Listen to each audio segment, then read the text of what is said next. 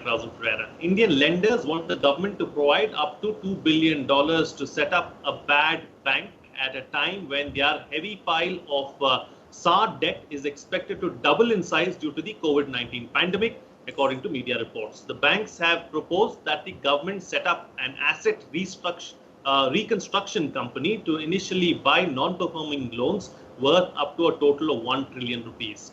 The Indian Banks Association has drafted the proposal and sent it to the government and the Reserve Bank of India for their approval, according to the same media reports. On this edition of The Big Picture, we will analyze the concept of a bad bank. Joining me on the program today are Subodh Kaushik, former General Manager, Punjab National Bank, Arvind Virmani, Chairman, EGROW Foundation and former Executive Director, IMF, and K.A. Badrinath, Senior Journalist. Thank you to all my guests for joining me on this edition of The Big Picture. Dr. Virmani, let me begin the program with you first. Let's first try and analyze and understand the concept of a bad bank. So, the idea is that, there are two contending views. One view was that if a bank's NPAs go bad, then they know their customers best and are in a best position to retrieve or get more of their NPAs converted to repayment than if it's a completely separate entity who doesn't know the clients. So that has really been the argument against the bad bank. The argument for the bad bank is that you can set up a specialized institution into which all the banks will put their NPAs, and then that institution can focus only on resolving the issues, recovering as much as possible, etc. So the argument is of specialization, plus that the normal the banks can therefore then focus on their normal operations as if getting a new lease of life, so to say, to start the whole process again. There's one more issue which comes up in the discussions, and that is that unless the processes which gave rise to these excessive NPAs, which are too large to handle by the banks, which is a normal process all over the world, just by shoving them into the bad bank will give an incentive to restart the whole process and do the bad things again. And therefore, it must go hand in hand with a reform of the system which generated NPAs. So these are the broad arguments which have been weighed, and the problem has been that the scale seemed to go up and down, so nobody could decide, okay, let's go for a bad bank, let's not go for it, let's do something else. So that's the broad overall perspective. Okay, all right. So Mr. Kaushik, what are some of the proposals that have been made really with regards to creation of a bad bank? Hey, this proposal was originally mooted when Mr. Piyush Goyal was holding charge in interim as finance minister, and from that point onward, this discussion has been on in the industry. But as Dr. Virmani has rightly mentioned, it carries a moral hazard, because you are actually the right person. The person who gives the loan should be able to recover it also, and he knows the customer better than anybody else. At the ground zero, the manager has interacted, the other field functionaries have interacted with the borrower. So there are more fundamental issues to be addressed at that level, and unless that system is actually taken care of, the NPAs will continue to be there. So it doesn't solve problem. It solves problem temporarily to the extent that you put all your bad loan, your balance sheet looks good, your probably depositor have more faith in you because it looks quite hunky-dory. But essentially speaking, the asset recovery companies have been around and they have been buying the bad loan from the banks for all these days. So what actually needs to be done is something which is fundamentally different. And therefore, this idea of making bad bank can be good only and only if there is a simultaneous major structural reform in the way the banks function. A.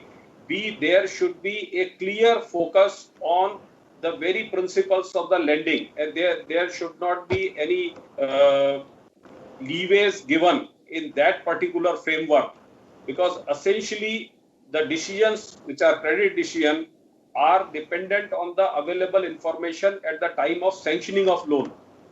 Once you have disbursed the loan, then there has to be a continuous monitoring whether it is actually in line with the projections which were given, and what are the factors which are affecting it, affecting the performance, and what needs to be done as a corrective measure. So if those things are taken care of concurrently, then probably we will not see so many bad loans. The system itself has to be spruced up to handle all this. Okay, all right. K. Badrinath, let me take the point forward now. So, like Subodh Kaushik was suggesting, that this is not a new idea. It has been around for some time now, and it has been touted in the past as well. So, why is it being revisited at this juncture? Now, two things, Frank. One is the latest proposal from the Indian Banks Association calls for a bad bank to handle non-performing assets where fraud has been detected. Now, this part of fraud being detected, and after that still you want $2 billion to finance this bad bank, is completely bad in spirit, in content, as well as intention. My guess is wherever there is a fraud, immediately, if it has been detected, then immediately the enforcement agencies will have to step in.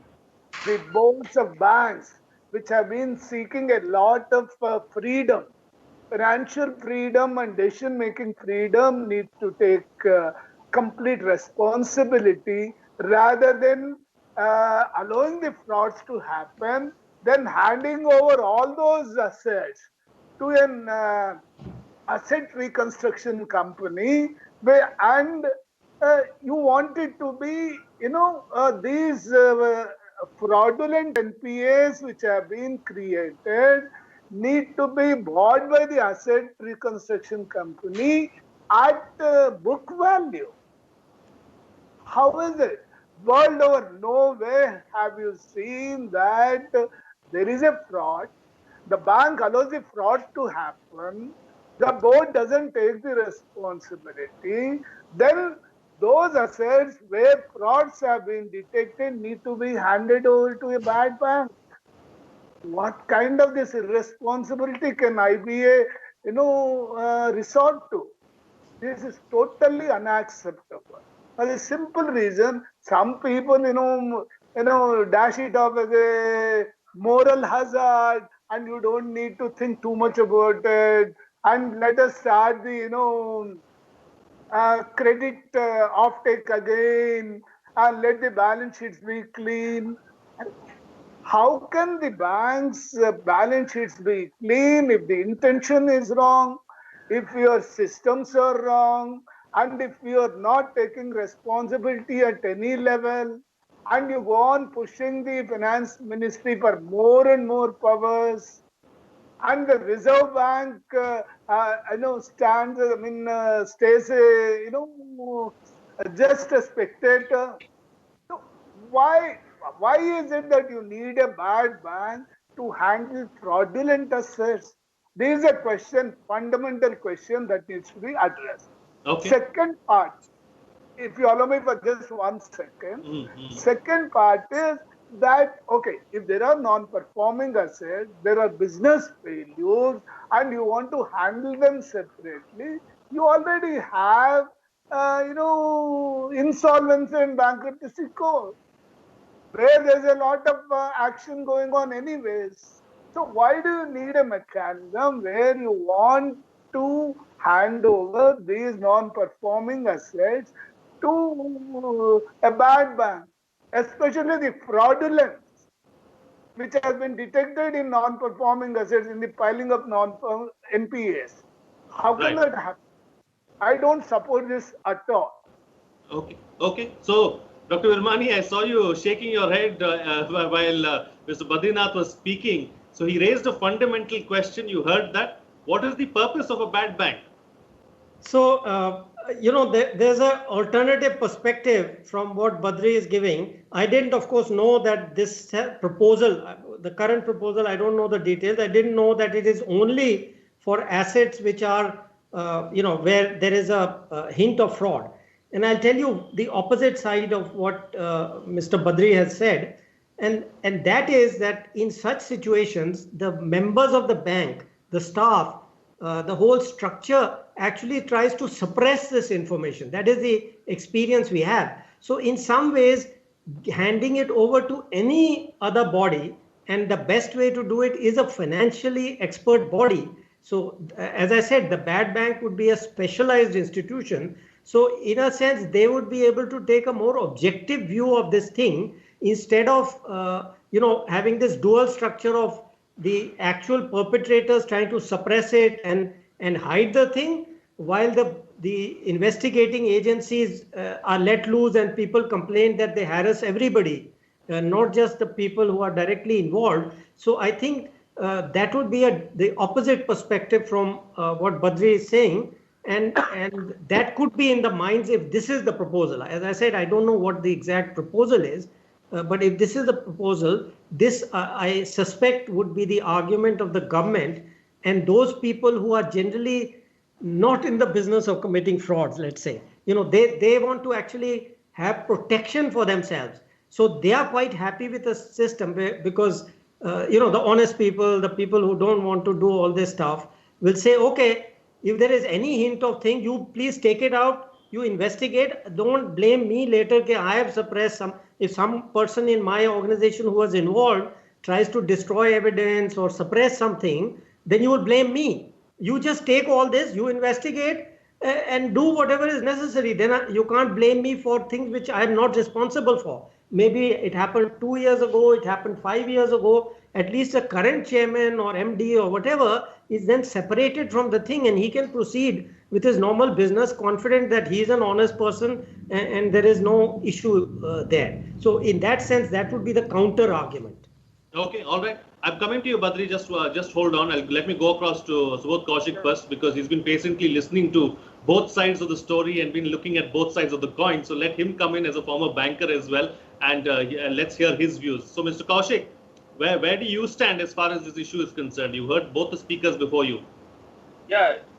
See, Frank, it is not only for the fraud. The bad bank will take all the assets which are NPA right now. So there will be viable cases, there will be non-viable cases, and there will be cases which are basically the fraudulent thing. Now, coming to other point, which is very, very important, is that why the account has become NPA. So that needs to be looked into to avoid such things in the future. This is what is required today.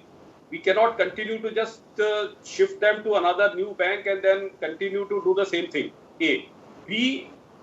I am of very firm view that whatever assets are created out of the bank loans are basically the national assets. So if the people who are running the show are not competent to do it, they should be immediately shifted out of the scene and somebody who can actually run that show gainfully for the country should be handed over. Now that was the purpose of the IBC. Now I have seen in past 2 years, the IBC has also not been able to deliver the things within that given time frame somehow. It was a very time-bound process which was supposed to shift the ownership of assets to another management, which is very, very critical and essential. So unless we also address those issues, it will be a futile exercise. It can be a very good exercise provided what Dr. Virmani has said, I endorse him, that somebody very objectively looking at all these things and then taking the rightful action. And on other hand, the persons who are not actually the culprits, they work fearlessly and they continue to grow the business. But essentially coming back to the first point, which I mentioned in the beginning also, it is the business of bank to lend and recover.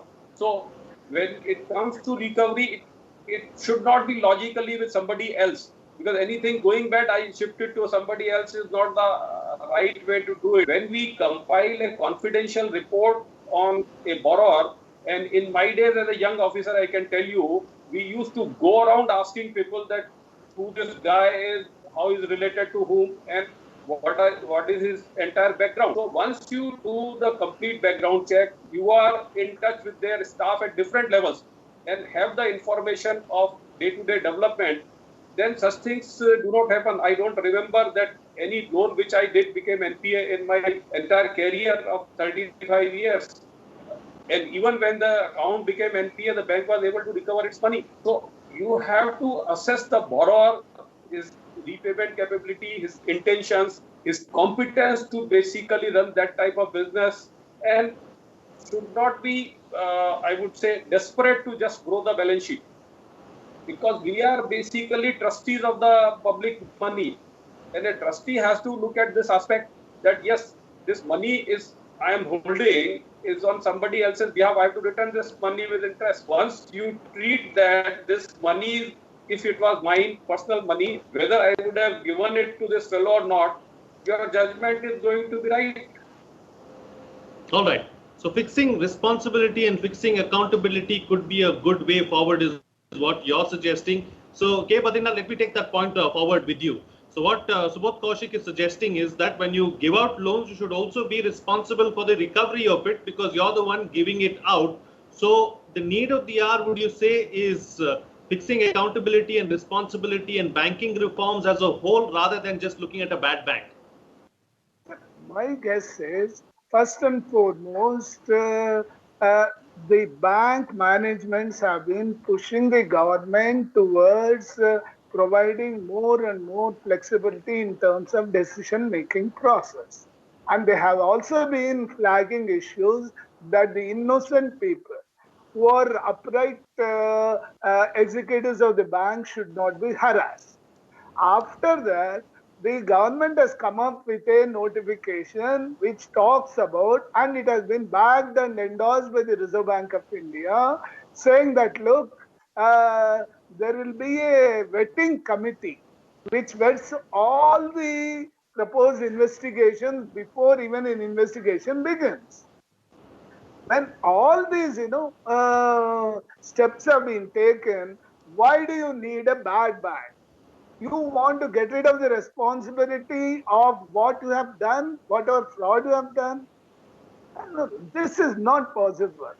See, it is like Mrs. Subodh was talking about, it's the public money where you are only a trustee and you are being paid for what you are doing.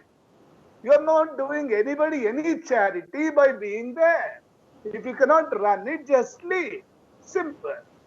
If ICICI Bank can sack Madam Chanda Kochar, though despite her resistance, why can't public sector bank chief executives be sacked if they have done any fraud? You don't want to take responsibility. You don't want to lend with responsibility. So you're easily taking a route out to park lendable resources with Reserve Bank of India under the reverse repo window. No, this is not the way to go about. No. One is you wanted reform. The IBC came in. Then you wanted, very much vetting, some changes in the IBC which were underway. Then the Parliament of both the houses of Parliament have, cleared all the banking reforms that were possible. Then even Reserve Bank of India was standing in support of the public sector banks, chief executives, and their working. So if all that is there, I don't think there is any case for a bad bank. Even in Europe and US, wherever they have been created, the recoveries have been very limited. The success stories have been very limited. In the case of the asset reconstruction companies that have been set up with participation from different banks in India, in 2009 and 10, these are the only 2 years where the recoveries were about 80 to 90%. Otherwise, continuously in the last 10, 15 years, it is less than 40%. If that is the case, we don't have any case for setting up a bad bank in this country. In case you need to reform the IBC process, in case you need to change the way the things are happening in the banking system, we need to look at them differently rather than going after bad bank. Okay, all right. So, Dr. Virmani, what would be the ideal shape and structure of a bad bank, and is it the right time to have a bad bank? So let me, the way to think about it is what is the alternative which has been proposed and what are the structures tried in other countries.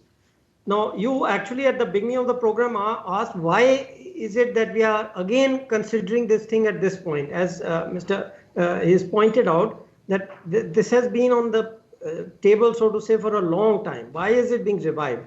And the reason is the pandemic and the lockdown.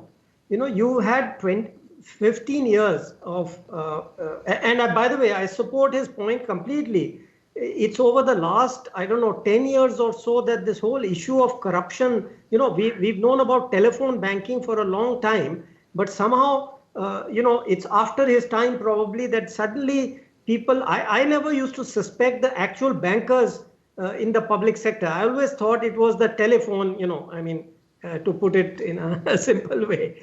But there have been allegations, there have been news stories, there have been inside information that I randomly received that the quality of the people, that they also began to get involved. Okay, let's leave it at that. So there is a legacy of these bad things accumulating. Then you had the growth recession last year. Then you got a pandemic on top of that. So there are fears that the whole system could freeze. Suppose NPAs double or triple during this pandemic crisis, the whole structure of at least the public sector banking system could get frozen. So what is the alternative to bank? And then I'll tell you what the way to refine the bank is. The asset construction companies. One method is that the bank, this way, when you have a NPA, you have to make 100% provisions. If there was a market for bad loans, ACCs, etc., but there isn't, unfortunately. But think about it, if we had a very efficient market of asset construction companies competing against each other, you could sell that asset and then for 40%, 60%, whatever, and then use that capital for further lending. You see, this way you're 100% stuck, okay? Now, the problem is this, the bankers say, given the environment, I agree with, I'm sorry, I'm forgetting your name, Subodh, that in his time, probably this issue was not there. But since then, the issue has come up that nobody trusts them.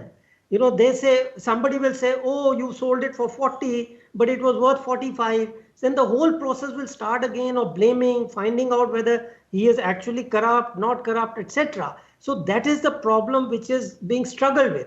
I have nothing for the bad bank per se, but what they are aiming at is that in Malaysia, they set up a complicated system which got around this problem.